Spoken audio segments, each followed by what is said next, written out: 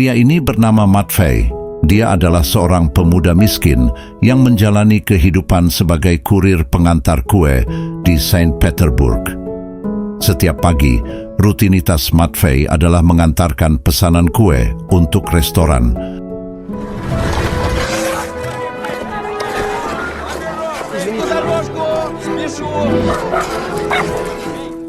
Namun dalam perjalanannya, Matvei mendapati jalanan ditutup karena sedang dilewati oleh para bangsawan.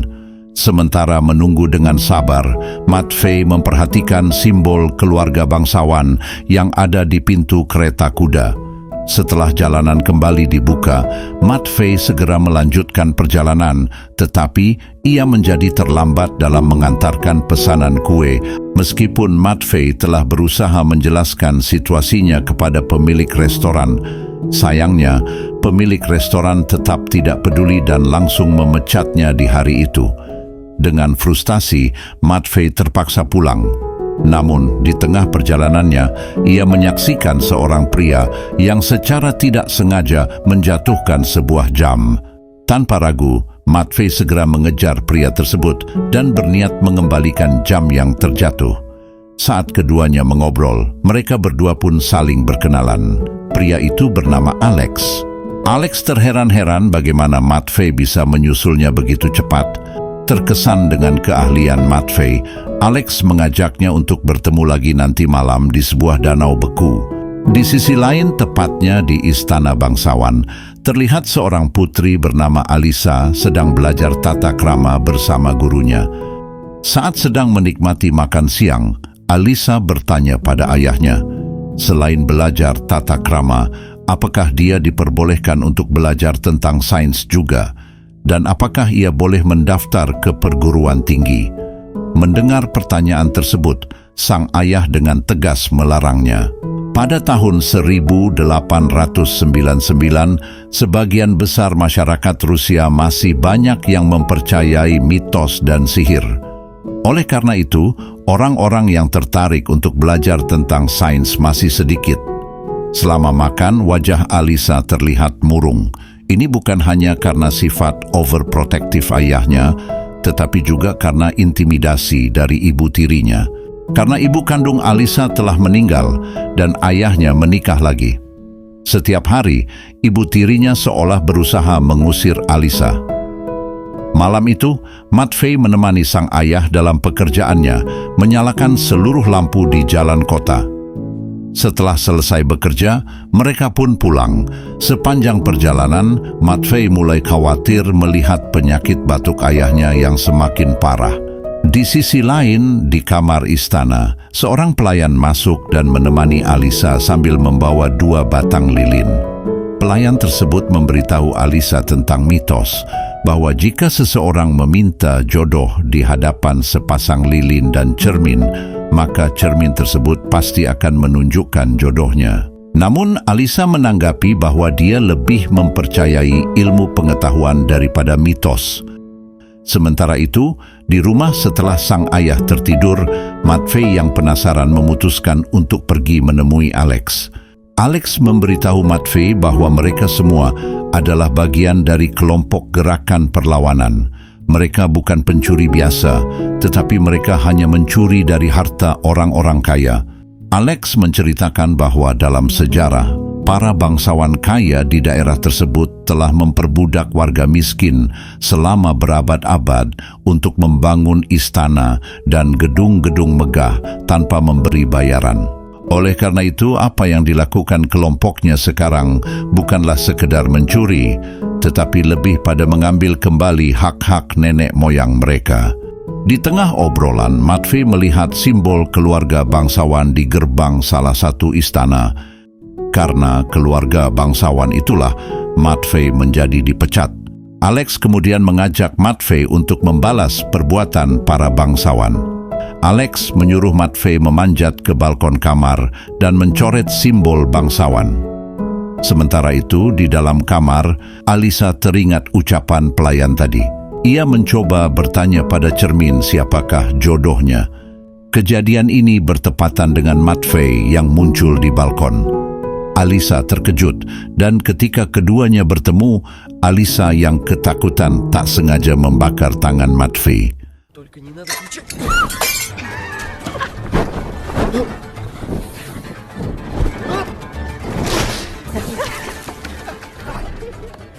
Akhirnya, kelompok Alex berhasil kabur. Di tengah jalan, Alex menawarkan gagasan menarik kepada Matvey. Bagaimana kalau Matvey bergabung dengan kelompoknya? Matvey juga sudah merasa muak dengan kesombongan para orang kaya, sehingga dia pun memutuskan untuk bergabung. Pagi harinya, saat baru bangun tidur, seorang pelayan bingung melihat Alisa yang tersenyum-senyum sendiri. Alisa kemudian menceritakan bahwa semalam dia baru saja menemukan jodohnya. Sementara itu, kelompok Alex mulai mengajarkan Matvey tentang cara mencopet dengan baik dan benar. Иногда достаточно.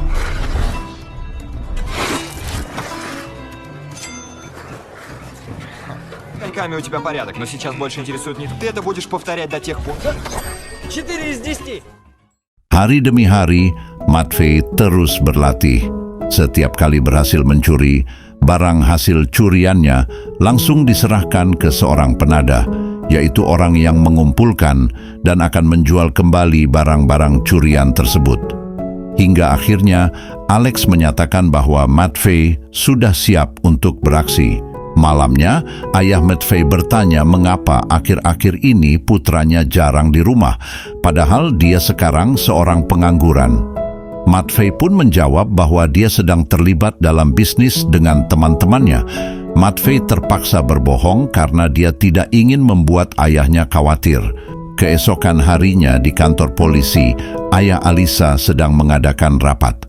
Ayah Alisa ternyata adalah kepala polisi, dan dalam rapat itu dia dan polisi lain merasa pusing karena akhir-akhir ini ada banyak sekali kasus pencurian.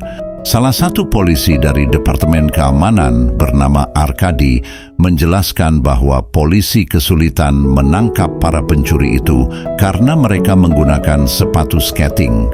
Arkadi menyarankan bagaimana bila mulai sekarang mereka berlatih skating juga dan membentuk tim polisi khusus.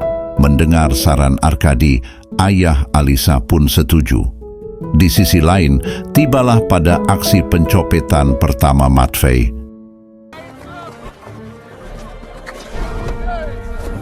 Для первого раза недурственно.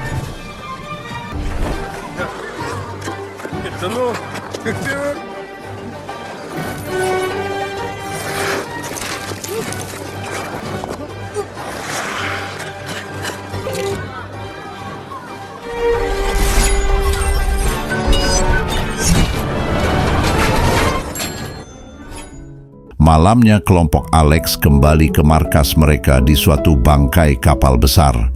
Saat sedang menghitung hasil curian, mereka menemukan sebuah surat undangan pesta ice skating di istana kerajaan yang akan diselenggarakan dalam 3 hari, karena mengetahui acara pesta itu pasti akan dihadiri oleh orang-orang kaya.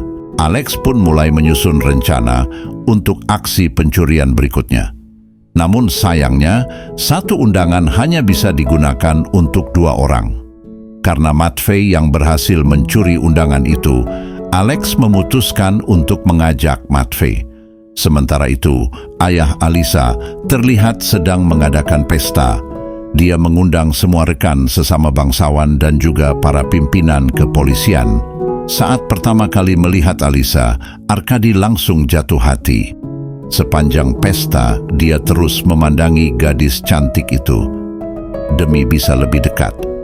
Arkadi lalu membujuk ayah Alisa agar mengizinkannya ikut menghadiri pesta untuk mendampingi Alisa. Ayah Alisa yang merasa mereka berdua cocok pun setuju. Pagi harinya, Matvey terbangun mendengar suara batuk ayahnya yang semakin parah. Karena kondisinya semakin memburuk, siangnya Matvey mengantarkan sang ayah ke dokter terdekat. Dari hasil pemeriksaan, dengan berat hati dokter memvonis bahwa umur ayah Matvey tidak akan lama lagi. Satu-satunya rumah sakit yang bisa mengobati penyakit ayahnya hanya berada di Jerman, tapi lokasinya sangat jauh. dan biayanya juga sangat mahal. Matvei pun hanya terdiam. 3 hari kemudian, Matvei dan Alex bersiap-siap untuk menghadiri pesta. И последнее. Sesampainya di pesta, Alex langsung memulai aksinya.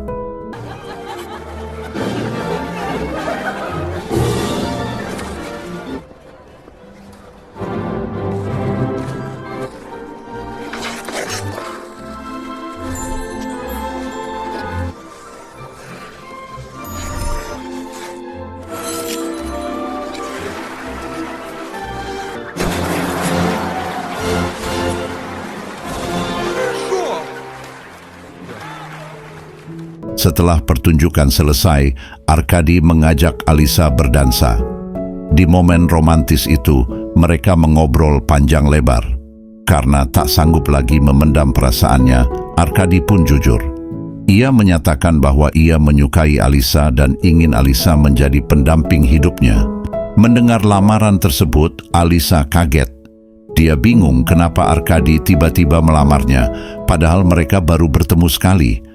Di tengah obrolan, mendadak seorang pelayan menghampiri Arkadi dan melapor bahwa di acara pesta ini banyak sekali barang pengunjung yang hilang, termasuk barang berharga milik tuan rumah. Setelah Arkadi pergi ketika Alisa sedang sendirian, Matvei meminta maaf atas kejadian waktu itu karena dia menyusup ke balkon kamar Alisa tanpa izin. Awalnya dia ingin mencari alasan, tapi ternyata Alisa sudah tahu bahwa Matvei pasti seorang pencuri. Alisa lalu membuat kesepakatan.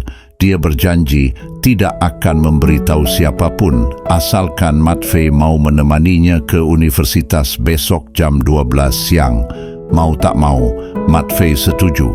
Sepulangnya dari pesta, kelompok Alex pun pergi ke bar merayakan keberhasilan mereka.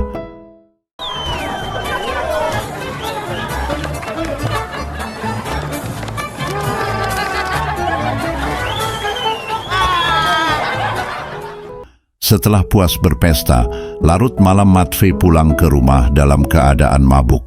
Lalu, ia memberikan banyak sekali uang kepada ayahnya. Selama ini, ia tidak pernah melihat putranya mabuk. Ayah Matvei pun marah dan berkata bahwa bisnis Matvei tidak benar. Sang ayah tidak mau menerima uang haram dan menyuruh putranya untuk mengingat Tuhan. Namun, bukannya mendengarkan ucapan ayahnya, Matvei justru menjawab bahwa Tuhan itu tidak ada. Jika ayahnya tidak mau menerima uang pemberiannya, maka Matvei akan pergi sekarang.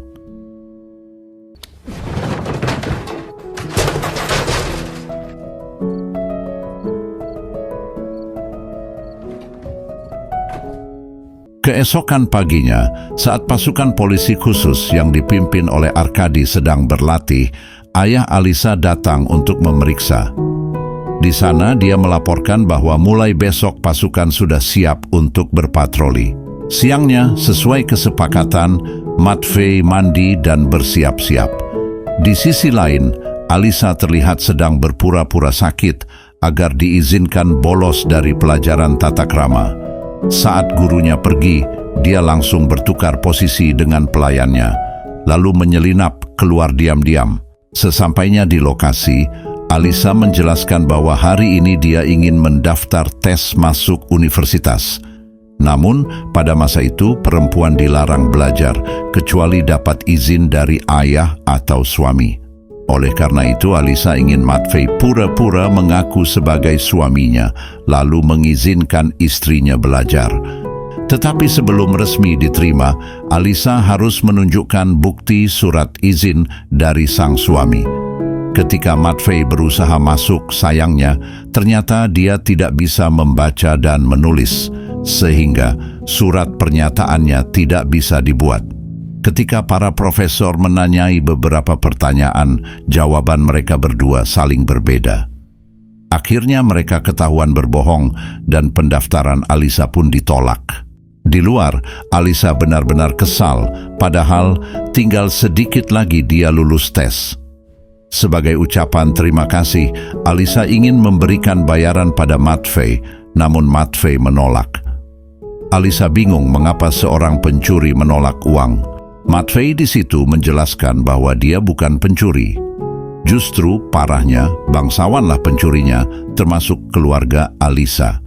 Asal Alisa tahu, seluruh bangunan di kota besar ini dibangun dari jerih payah 10.000 budak.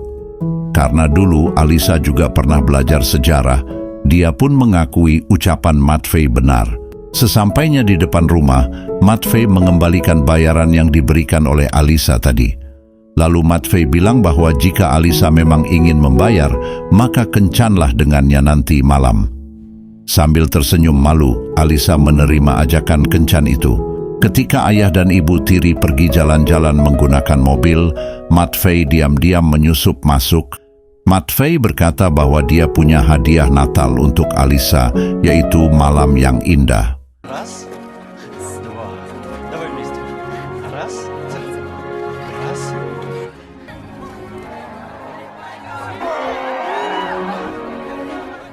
Вот так встреча. Di tengah obrolan, salah satu rekan Matvei yang bernama Fly menggoda Alisa. Matvei pun marah hingga akhirnya kedua pemuda itu berantem. Beruntung, Alex berhasil memisahkan mereka.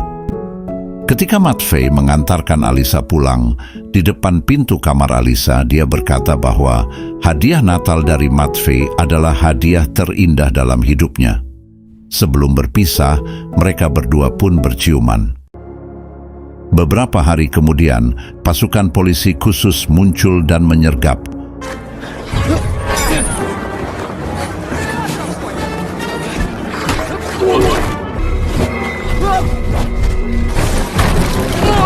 Saat Matvei sedang sendirian dan ingin kembali ke markas, tiba-tiba Arkadi muncul.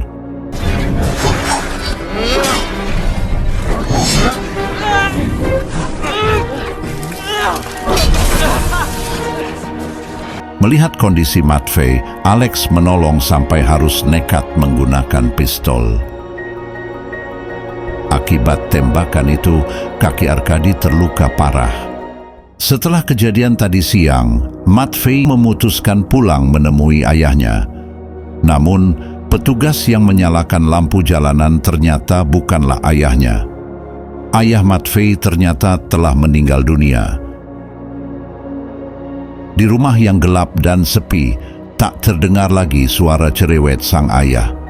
Matvei kemudian pergi ke kuburan sang ayah. Di sana, Matvei teringat pesan terakhir ayahnya yang menyuruh putranya berhenti mengambil uang haram dan harus selalu ingat Tuhan. Setelah menguatkan hatinya, Matvei pun menemui Alex di markas. Kemudian dia mengatakan bahwa mulai sekarang dia ingin berhenti mencuri. Matvei juga mengembalikan seluruh uang hasil curian yang selama ini dia tabung. Mendengar keputusan Matvei, Alex dan anggota lainnya tak bisa menahan perasaan mereka. Mereka menghargai keputusan Matvei karena janji pada orang tua memang harus ditepati.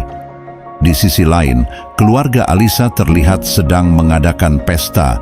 Meski kakinya masih terluka, Arkadi tetap memaksa datang demi bisa menemui Alisa. Acara yang dipilih malam itu adalah acara pertunjukan sihir. Si penyihir menjelaskan bahwa dia ingin meramal masa depan seseorang. Lalu si penyihir meminta ibu tiri Alisa untuk memilih 2 orang yang akan naik ke atas panggung. Ibu tiri kemudian memilih 2 nama, yaitu Alisa dan Arkadi. Mendengar namanya disebut, Alisa tahu ini semua cuma settingan. Ibu tiri dan si penyihir pasti bekerja sama untuk menjodohkannya dengan Arkadi. Di atas panggung, penyihir mengatakan bahwa jika Alisa dan Arkadi akan berjodoh, maka tangannya tidak akan terbakar api. Dan benar saja, ketika penyihir memasukkan kedua tangannya ke dalam wadah, dia tidak merasakan panas sama sekali. Semua penonton pun kagum melihat sihir ajaib itu, kecuali Alisa. Karena dia sudah muak, Alisa lalu membongkar rahasianya. Dia memberitahu orang-orang bahwa ini cuma teknik kimia dari hasil percampuran zat pembuat api dingin yang tidak akan melukai kulit. Seketika, acara menjadi kacau. Para pengunjung mulai berbisik-bisik, apakah pertunjukan sihir yang selama ini mereka tonton juga tipuan? Semua orang sangat malu. Ayah Alisa dan Ibu Tiri lalu membubarkan pesta dan pergi. Setelah acara bubar, ayah masuk ke kamar Alisa tanpa mengetuk pintu terlebih dahulu. Si ayah merasa putrinya sekarang menjadi anak liar, mungkin karena ilmu-ilmu sesat yang selama ini dia pelajari. Ayah lalu memanggil semua pelayan dan menyuruh mereka membakar seluruh buku-buku milik Alisa serta barang-barang terkait ilmu pengetahuan lainnya. Melihat dunianya dihancurkan tepat di depan kedua matanya, Alisa hanya bisa terdiam meski hatinya hancur.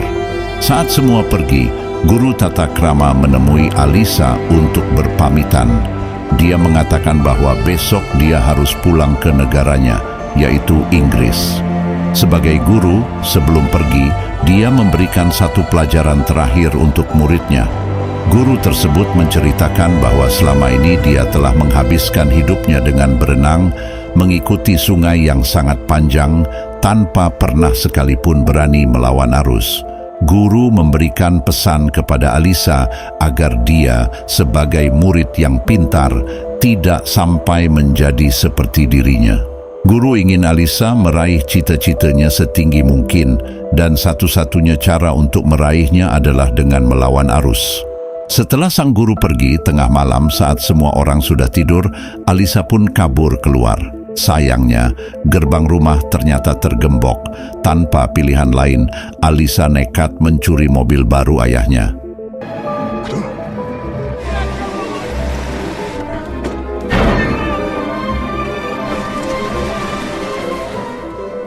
Di bar, Alisa menemui pacar Alex dan meminta diantarkan ke markas. Sementara di markas kelompok Alex, terlihat sedang panik karena salah satu anggota mereka, yaitu si penadah, sampai sekarang masih belum pulang. Mereka takut di kejadian tadi siang dia tertangkap. Tak lama kemudian, Alisa datang. Alisa membawa kotak perhiasan-perhiasan mahalnya sambil mengajak Matvey ikut kabur bersamanya ke Prancis. Dia juga bilang bahwa jika perhiasannya dijual, mereka akan dapat banyak uang yang bisa digunakan untuk membantu pengobatan ayah Matvey. Alisa lalu bertanya bagaimana keadaan ayah Matvey sekarang. Mendengar itu, Matvey hanya terdiam melihat ekspresi di wajah Matvey. Alisa seketika sadar bahwa semua sudah terlambat. Di kamar, Matvey menyuruh Alisa istirahat terlebih dahulu sebelum besok berangkat ke stasiun. Saat ingin keluar, Alisa meminta Matvey menemaninya malam ini. Saat mereka berdua sedang bermesraan, tiba-tiba dari luar terdengar suara Arkadi berteriak. Waktu diperiksa, ternyata para polisi telah mengepung markas mereka, dan dalam hitungan 30 detik, bila tak segera menyerahkan diri, maka polisi dan Arkadi akan membakar kapal mereka. Mendengar ancaman itu, semua pun panik. Setelah hitungan 30 detik berakhir, polisi pun mulai membakar kapal. Dalam kepanikan, Alex memiliki ide untuk menjadikan Alisa sebagai sandera.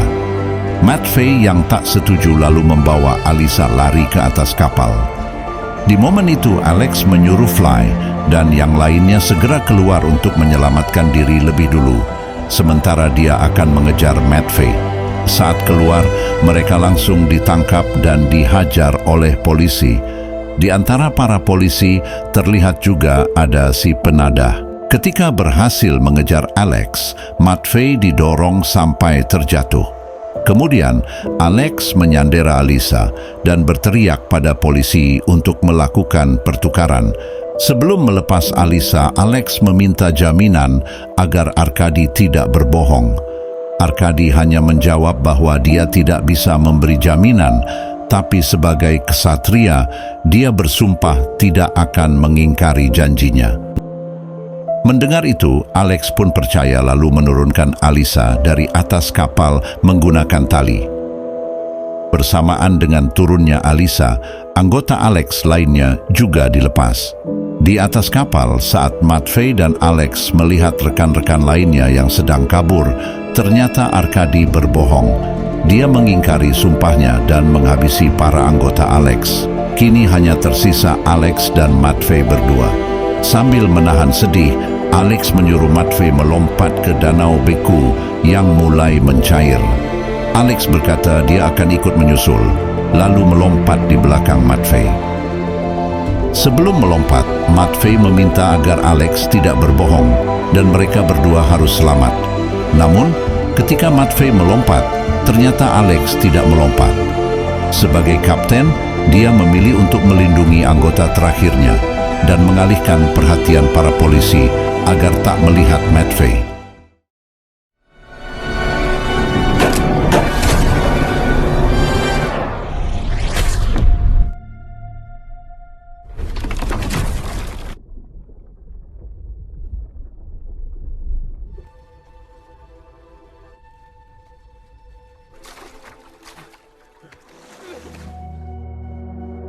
Sesampainya di rumah, Arkady memohon agar ayah Alisa memaafkan kenakalan putrinya. Sementara di rumah sakit, ada nelayan yang menggotong seorang pria yang mereka temukan di pinggir danau. Saat dokter memeriksa pria itu, ternyata itu adalah Matvei.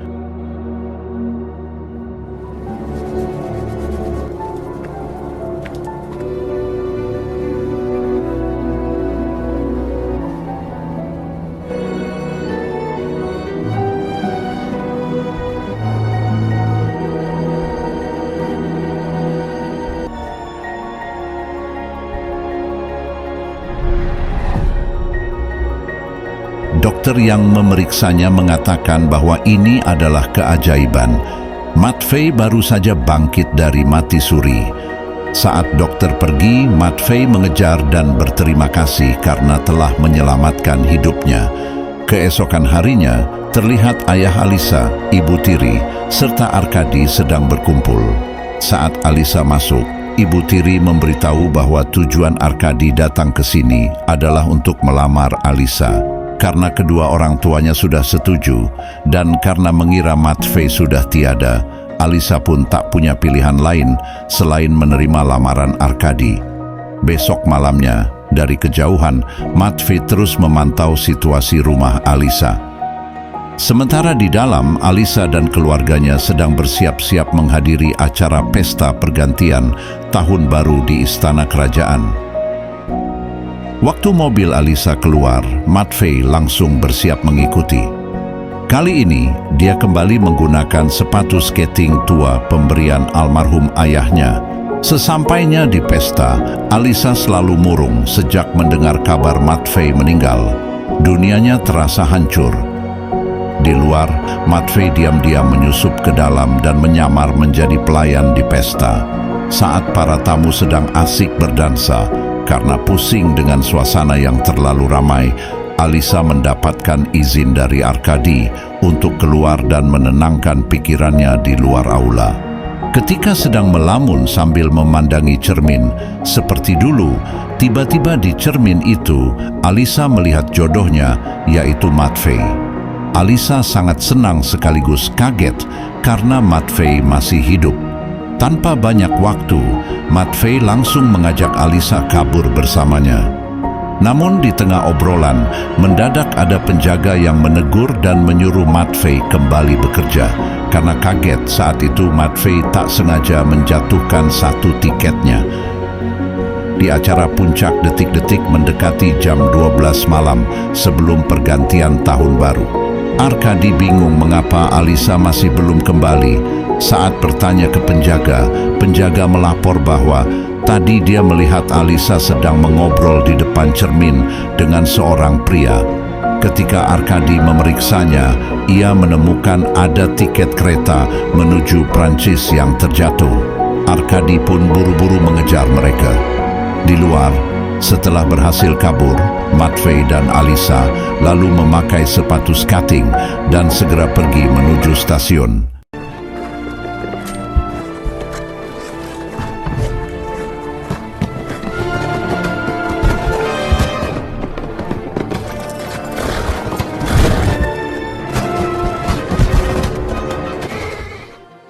Sesampainya di stasiun, ketika ingin menaiki kereta, Matvei bingung kenapa tiketnya hanya ada satu. Petugas lalu menyuruh Matvei untuk bergegas membeli tiket baru di loket secepat mungkin karena kereta akan berangkat.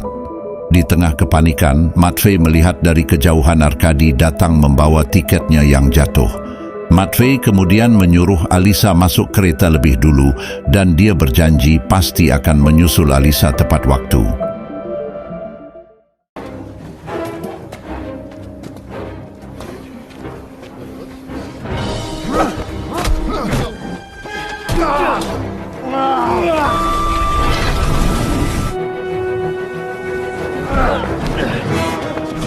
Вы с ума сошли? Поезд тронулся, девушка!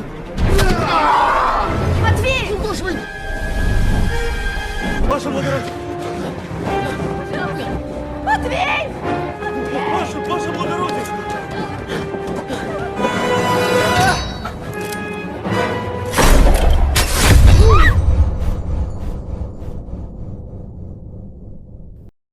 Matvei tertembak tepat di dadanya. Namun anehnya tak ada darah sedikit pun. Ketika diperiksa ternyata peluru tembakan tadi mengenai sepatu skating yang dia kantongi. Matvei begitu terharu, sepatu skating tua pemberian ayahnya itu telah menyelamatkan hidupnya. Beberapa tahun kemudian terlihat salah satu profesor yang menjadi juri saat dulu Alisa mengikuti ujian masuk universitas. Siang itu ayah Alisa datang ke kantor profesor dan bertanya bagaimana kabar putrinya. Dengan gembira, profesor memberitahu bahwa sekarang Alisa telah lulus kuliah di Prancis dan mendapatkan banyak tawaran pekerjaan untuk mengajar di berbagai universitas terkenal di Eropa.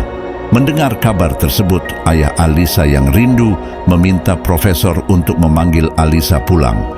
Si ayah berkata bahwa dia tidak akan melarang Alisa lagi, asalkan putrinya mau pulang ke Rusia dan mengajar di sini. Beberapa waktu kemudian, setelah kembali pulang, terlihat Alisa kini sudah menjadi seorang dosen. Ketika sedang mengajar, diam-diam ayah Alisa masuk ke ruang kelas dan menyaksikan bagaimana putri kecilnya itu sekarang telah tumbuh menjadi wanita hebat. Profesor memberitahu bahwa semenjak kehadiran Alisa, seluruh murid menjadi senang belajar, bahkan kelas Alisa dianggap sebagai kelas paling favorit di universitas. Mendengar cerita itu, ayah Alisa semakin bangga. Sore harinya, terlihat Alisa dan suaminya, yaitu Matvei, sedang mengajari putra kecil mereka tentang cara bermain ice skating. Matvei mengajari putranya dengan perlahan dan penuh kesabaran, sama seperti dulu waktu sang ayah mengajarinya, dan film pun berakhir.